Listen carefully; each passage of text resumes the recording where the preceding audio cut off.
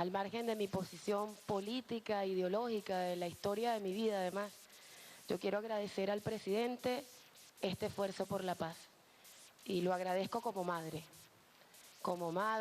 como hija, como hermana, como parte de esta tierra. Agradezco el coraje que tiene, presidente, para no responder con mal al mal, para no responder con odio, el coraje para no aceptar que ninguno de esos ataques toquen su ego y para no responder con soberbia. Se necesita mucha humanidad, mucha valentía y mucho amor por el pueblo para tener la postura que usted ha tenido. Y yo, como madre, le agradezco mucho eso. Eso en primer lugar. En segundo lugar, es muy importante para entender el espacio de diálogo y el espacio de paz, para entender que podamos compartirlo, construirlo y mantenerlo, que haya un reconocimiento del otro. Yo escuchaba a uno de los compañeros judíos que él hablaba del que comencemos a ser nosotros y no que sean ellos y nosotros. Yo creo que eso va a ser un esfuerzo gigantesco, pero podemos lograrlo. Pero es importante, en primer lugar, para lograrlo, reconocer. Y ese reconocimiento nos va a permitir aceptar, no tolerar al otro, es aceptar al otro.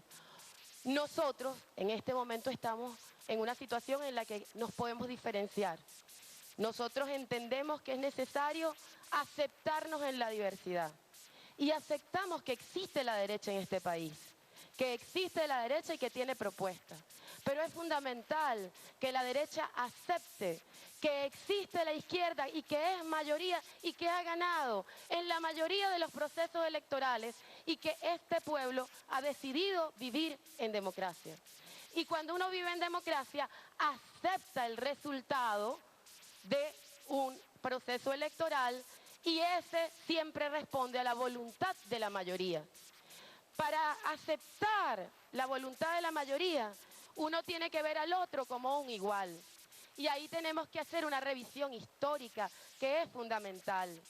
Nosotros venimos de un proceso de conquista donde el indígena era considerado una bestia, un animal, donde el afrodescendiente era considerado una bestia, un esclavo, un animal, donde el mestizo era considerado una bestia, un esclavo, un animal, un inferior. Hay que romper con esa historia, hay que romper con ese modelo cultural de castas, donde había que hacer una limpieza de sangre para poder ser aceptado como parte de la sociedad. Eso está presente, porque cuando uno lee artículos, ve Twitter y ve la lógica de muchos medios, donde la comunidad humilde, que es la mayoría de este país, como fue en el 2002, es considerada chusma, horda, es considerada desdentado, son considerados los miches, los monos, cuando esos son los calificativos puestos en ese momento a nuestro comandante Chávez. Gran parte del odio era por su condición de mestizo, era por su condición de hombre humilde, es porque decía, yo soy un arañero de Sabaneta. Gran parte del estigma, gran parte de la ira era ocasionada por un modelo cultural con el que tenemos que romper. Porque existe no solamente de parte de un sector, muchas veces somos mestizos, somos morenos y queremos blanquearnos, limpiarnos de eso que parece una carga pesada, de la condena que tenemos por nuestro origen o por nuestra condición social. Entonces, esas son verdades que hay que decirse. Esta historia no empezó aquí. Eso es parte de un modelo que tenemos, que no lo empezó Chávez, no. Señores, hace 25 años, en el año 89, un día exactamente como hoy, se estaba masacrando a un pueblo. Miles y miles y miles de hombres y mujeres eran asesinadas en las calles de Caracas, allá en Miranda, en muchos lugares de este país, pero sobre todo en las zonas populares.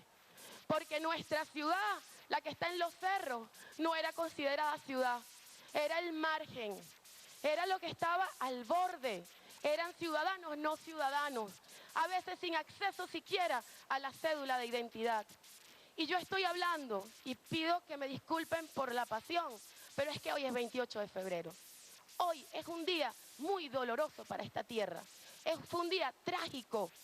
Miles de hombres, de mujeres y de niños, pero de niños y niñas fueron asesinados por ir a buscar una mantequilla, por reclamar lo que tanto se les había negado, por la burla de haber escogido un presidente que inmediatamente los traicionó y hizo un pacto con el Fondo Monetario y con el Banco Mundial. Esta historia no empezó aquí, compañeros. No podemos culpar al presidente Nicolás Maduro de tratar justamente de enfrentar ese modelo terrible que hemos heredado.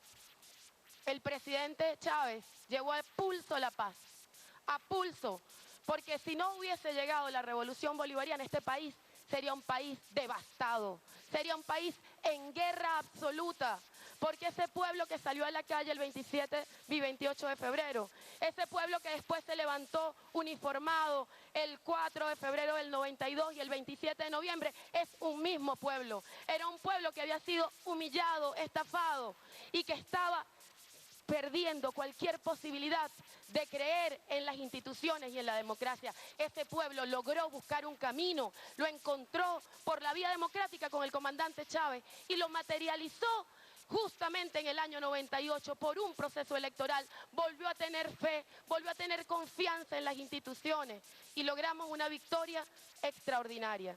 Yo quiero, compañeros, para cerrar, y creo que para aceptarnos tenemos que entender en este momento que hay diferencias, que somos diversos, pero que todas y todos tenemos derechos.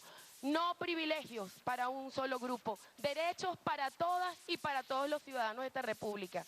Pero quiero cerrar con algo que me dijo una señora. Ella me decía, ¿cómo es posible que si hay un problema en una casa, en una familia, a uno de los hermanos se le ocurra que la solución es quemar la nevera, quemar la cocina y llamar a los vecinos para que exploten la casa? Eso no tiene ningún sentido. Los problemas, las dificultades que tengamos, por las razones que sean, por especulación, por acaparamiento, o porque hemos tenido malas decisiones, o porque nos están llevando a través de contrabando buena parte de la producción. Las dificultades que sean las tenemos que resolver aquí, nosotras y nosotros dialogando, porque el espíritu del presidente Chávez y el compromiso que ha asumido nuestro presidente Nicolás Maduro es el de diálogo, es el de aceptar las responsabilidades y de buscar las soluciones. Nosotros tenemos que enfrentar algo que sí puede ser el perturbador de esta posibilidad de diálogo y de mantener la paz para nuestras hijas y para nuestros hijos. Son los intereses extranjeros, foráneos, a los que no le importa que aquí haya una guerra, a los que les interesaría que aquí haya una guerra. Nosotros llamamos a que ninguna de nosotros escuche esos intereses extranjeros. Ningún empresario de este país se va a beneficiar de que caigan bombas sobre este país, a menos que sean socios de las empresas que luego llegan a restaurar los países, pero no queda nada, solo queda muerte y odio. Nosotros, todas y todos, por más diferencias y contradicciones que tengamos, tenemos un mismo espacio, esta casa extraordinaria, hermosa que es Venezuela, y en la que todas y todos merecemos vivir en paz.